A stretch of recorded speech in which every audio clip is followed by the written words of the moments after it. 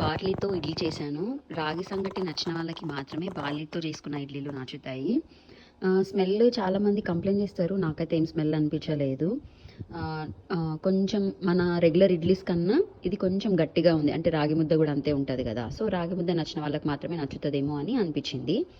ఏం లేదు, సింపుల్గా ఒక కప్పు మినప్పప్పుని నానబెట్టుకొని, బార్లీ ఉంటుంది కదా, దాన్ని కోర్స్ రవ్వలాగా మిక్సీలో వేసేసి కోర్స్ రవ్వలాగా చేసుకొని పప్పుని అండ్ బార్లీని సపరేట్గా ఒక 6 to 7 అవర్స్ మంచిగా నానబెట్టేసి మినపప్పుని రుబ్బేసి బార్లీ పిండిలో కలిపేసి దాన్ని మామూలుగా ఫర్మెంటేషన్కి పెట్టేసి నెక్స్ట్ డే మార్నింగ్ ఉంటుంది కదా, రెగ్యులర్గా ఇడ్లీస్ చేసుకున్నట్టే చేసుకోవాలి. టైం కూడా అంతే. కొంచెం పైన మనం మూత తీసి చూసినప్పుడు పఫ్నెస్ అనేది వచ్చిందా రాలేదా చూసుకొని ఆఫ్ చేసుకోవడమే.